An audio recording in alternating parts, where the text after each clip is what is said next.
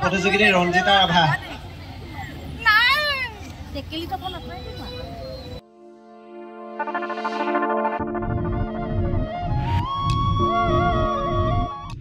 নমস্কাৰ সকলোকে পুনৰবাৰ মোৰ Facebook page Saraswati Bihar YouTube channel Saraswati বিহাৰে স্বাগতম জনাইছোঁ আৰু আজি মই গৈ আছোঁ দীঘলী পুখুৰীলৈ আৰু দীঘলী পুখুৰীত আমাৰ সাংবাদিকসকলে প্ৰতি বছৰ অনুষ্ঠিত কৰি আহিছে মুকলি বিহু আৰু মুকলি বিহুৰ কিছু দৃশ্য আপোনালোকক দেখুৱাম আৰু প্ৰতিটো সংবাদ প্ৰতিষ্ঠানৰ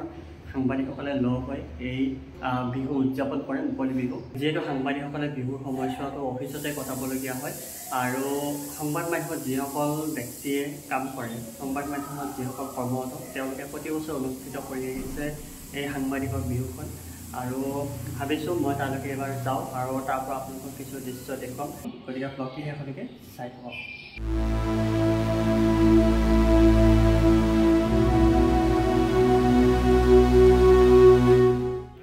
ফাইনেলি মই পাৰ পাব আৰু এতিয়া মই সাংবাদিকৰ বিহু কৈ আছোঁ চাই থাকক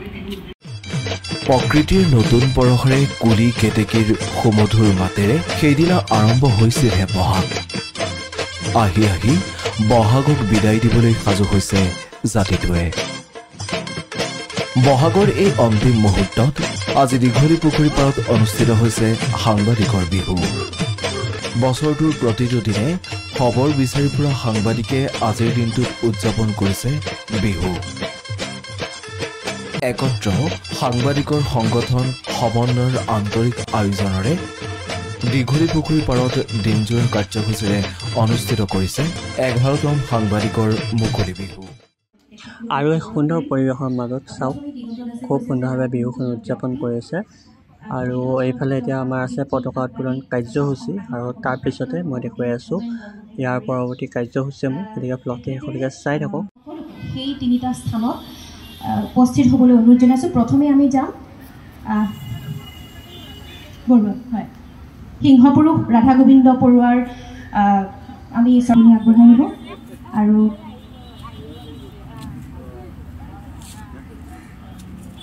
জ্যেষ্ঠ সাংবাদিক অতুল দত্ত ডাঙৰীয়াই অনুৰোধ জনাইছোঁ সিংহপুৰুষ ৰাধা গোবিন্দ বৰুৱা দেৱক শ্ৰদ্ধাঞ্জলি জনোৱা হ'ব সোঁৱৰণ কৰা হ'ব দুটাকৈ টেকেলি আনি থৈছে ৰাইজে আৰু যাতে কিনিবলগীয়া হয় তেনেকুৱাকৈ ভাঙিবলৈও যুৱতীসকলেও অংশগ্ৰহণ কৰে মই সভাপতিক সুধিব বিচাৰিম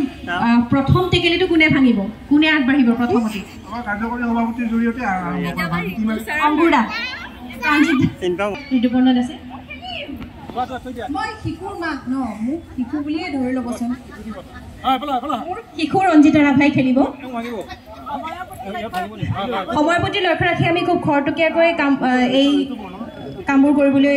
অনুৰোধ জনাম কাৰণ বহু কাৰ্যসূচী আছে পাছত আৰু কোনে কোনে খেলিব আহক মানৱ প্ৰতিম ডেকা আছে পংকজ দা মানৱ প্ৰতিম ডেকা টেকেলি ভঙা খেলিবনে পংকজ দা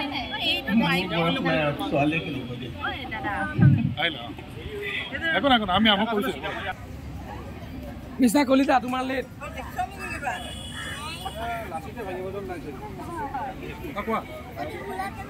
আজাদ দাক মই আপোনাক মাইক্ৰফোনটো আগবঢ়াইছোঁ আমাৰ টেকেলি ভঙা প্ৰতিযোগিতা আৰম্ভ হ'ব হৈছে প্ৰথম প্ৰতিযোগী আগবাঢ়ি গৈছে যোৱা লাগিব দেই এবাৰ তুমি যোৱা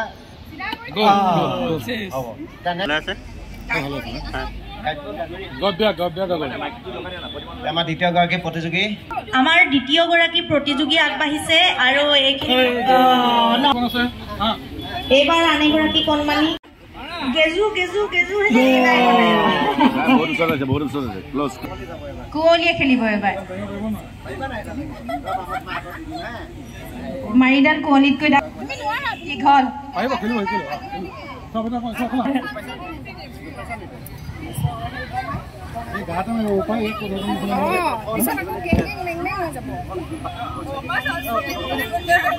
সকলো এজন দুজনকৈ আহি বহুখিনি উপস্থিত হৈছেহি ইয়াত সমবেত ৰাইজ সকলোকে ৰঙালী বিহুৰ পলমকৈ শুভেচ্ছা জ্ঞাপন কৰিছোঁ আৰু ইয়াৰ পাছত কাৰ্যসূচী আছে জেং বিহুৰ কাৰ্যসূচী আপোনালোক সকলোকে সাজু হ'বলৈ মই অনুৰোধ কৰিছোঁ যিসকলে জেং বিহু পৰিৱেশন কৰিম বুলি ভাবিছে ছিনিয়ৰ কেইজনক মাতিবলৈ আমাৰ ৰিপৰ্টাৰ মাতা আহিছা এই পল্লৱী আমাৰ ইহঁতক মাতিব লাগিব খেল সম্পাদকেহে কৈছে মহিলাসকল মহিলা আমাৰ ৰঞ্জিতা ৰাভা কি নৱদ্বীপ মহিলা জেং বিহু দল টেকেলিবিলাকে টেকেলি ভাঙিব পাৰিব নোৱাৰে যিবিলাক নিজে টেকেলি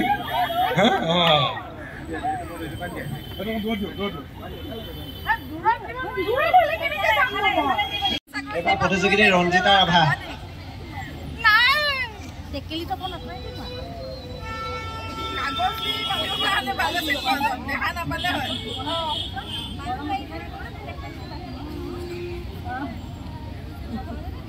দেখা পাইছা নে ৰঞ্জিতা লাঠিডাল দিব লাগে এপাক ঘূৰাই দিব লাগিব এপাক ঘূৰাই দেখি আছে তলৰে দেখি আছে আগবাঢ়িছে ৰঞ্জিতা ৰাভা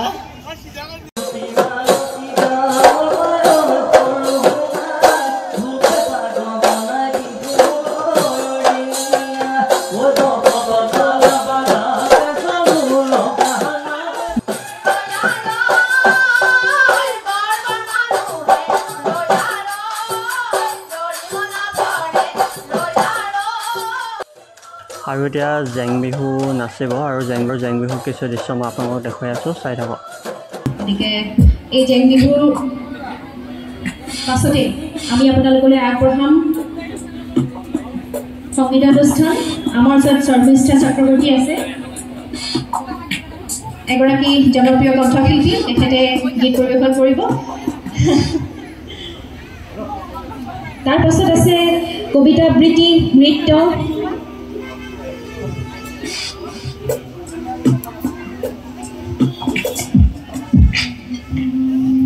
আমি দেখিম যে যিসকল সাংবাদিকৰ প্ৰতিভা আছে সকলো প্ৰতিভা ইয়াত বিকাশ কৰিব গান গাব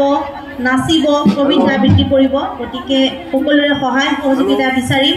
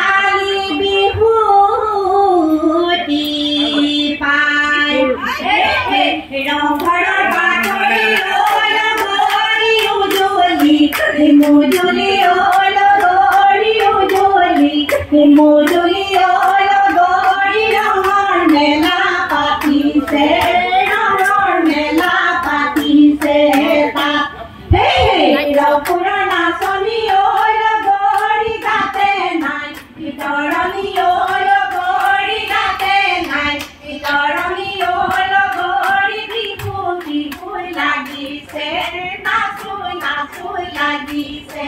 গাত হে হে মুগাই হামে খেলা দে হাতি হজালো কপালত হেন্দুৰৰ ভূতে হল গৰি কপালত হেন্দুৰৰ ভূত হে হে নেগেৰি খুপাতে কপ ফুল গুজিলো হাততে টুকাৰে বুলে হল গৰি হাততে টুকাৰে বুল হে হে খিটি খিটি কৰি হল গৰি আৰু ইতিমধ্যে কমলপুৰ সমষ্টিৰ বিধায়ক দিগন্ত কলিতা ডাঙৰীয়া উপস্থিত হৈছে আৰু তেখেতৰ কিছু ভাষ্য শুনাই ল'ব বিচাৰিছোঁ। ভাল লাগিছে আজি যে সাংবাদিকসকলে এটা বেলেগ ৰূপত আজি ওলাই আহিছে, নিজৰ সময় দিব নোৱাৰে, পৰিয়ালক সময় দিব নোৱাৰে, আজি ইমান ব্যস্ততাৰ মাজতো আজি তেখেতসকলে বিহু পাতিছে, 11টা বছৰ সম্পূৰ্ণ কৰিলে। এই বিহুৰ সকলো সাংবাদিক বন্ধুলৈকে মোৰ আন্তৰিক শুভেচ্ছা থাকিল আৰু অসমৰ অতিকৈ মৰমৰ ৰঙালী বিহু আমাৰ বাপুতি খাউন বুলি কওঁ, এই বিহু সদায় যাতে জাকত জিলিকা হৈ থাকে আৰু বিশেষকৈ এই সাংবাদিকসকলৰ মুকলি বিহু, বিশেষকৈ এই বিহুখন যাতে সাংস্কৃতিক জগতত উজ্জ্বল ভোটা তৰা হৈ জিলিকি থাকে তাৰে কামনা কৰিছোঁ। আৰু পৰাগ দা আছে, পৰাগ আৰু তেখেতৰ কিছু ভাষ্য শুনাই ল'ব বিচাৰিছোঁ। আমি পাতিছিলোঁ বিহুখন যে আমাৰ সকলো সংবাদকৰ্মী আমি বিহুৰ দিনাও কাম কৰিব লাগে। বাতৰি কাকতৰতো বিহুৰ দিনা বন্ধ থাকে, টিভিৰটো সেয়াও নাথাকে, ডিজিটেল মাধ্যমতো নাথাকে। গতিকে আমি ভাবিলোঁ যে এটা দিন হওক আমি বিহু পাতিম। আমাৰ বেছিভাগ মানুহে গাঁৱৰ পৰা আহিছে আৰু নিভাঁজ বিহু জানে, সুন্দৰকৈ বিহু নাচিব জানে, বিহু সম্পৰ্কীয় কৃষ্টি সংস্কৃতি পৰম্পৰা জানে, কিন্তু গাঁৱলৈ হয়তো যাব নোৱাৰে, ঘৰখনলৈ যাব নোৱাৰে, এনেকৈ থাকে। গতিকে ইয়াতে আমি অনুষ্ঠান কৰিলোঁ। লাহে লাহে অনুষ্ঠান ডাঙৰ হৈছে, গুৱাহাটীৰ বাহিৰতো আমি অনুষ্ঠান পাতিছোঁ। এইবাৰ 11 বছৰ, অহা বছৰলৈ 12 বছৰ হ'ব। গতিকে দীঘলীয়া সময় পাতিছোঁ। ইয়াত সকলো টিভি চেনেল, ডিজিটেল মাধ্যম, বাতৰি কাকতৰ লোকসকল আহে, দূৰদৰ্শন ৰেডিঅ'ৰ লোকসকল আহে, প্ৰাক্তন সাংবাদিকসকল আহে, ফ্ৰীলান্সাৰ সাংবাদিকসকল আহে, বিভিন্ন সংবাদ মাধ্যমৰ সাংবাদিক, সংবাদকৰ্মীৰ লগতে অন্যান্য কাৰিকৰী শাখাৰ লোকসকলো আহে। আমি সকলো এটা দিন এনেকৈ পাৰ কৰোঁ। আশা কৰোঁ যে ভৱিষ্যতলৈও এই অনুষ্ঠান শক্তিশালীভাৱে সকলো সাংবাদিকৰ, সকলো সংবাদ প্ৰতিষ্ঠানৰ, সকলো সংবাদকৰ্মীৰ এক বিহুৰ বহাগৰ নতুন বছৰৰ এক প্ৰাণৱন্ত অনুষ্ঠান হৈ থাকক, সেইটোৱে মোৰ কামনা।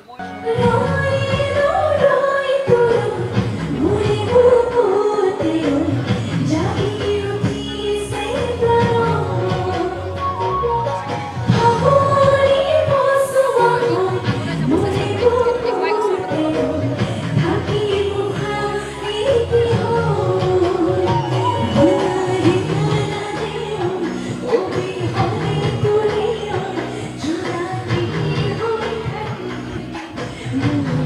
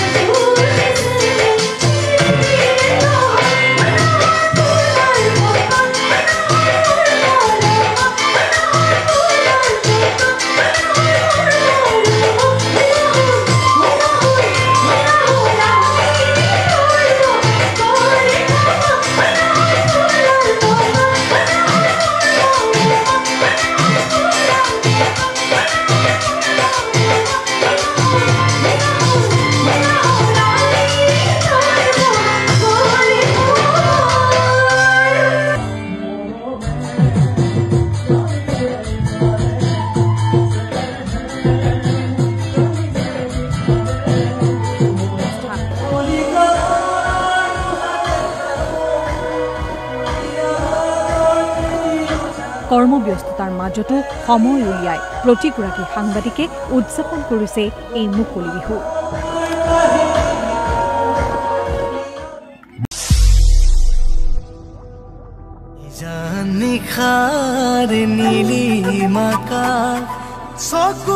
চকুৱে কথা পতা এবাৰ ভাল পাওঁ বুলি কোৱা না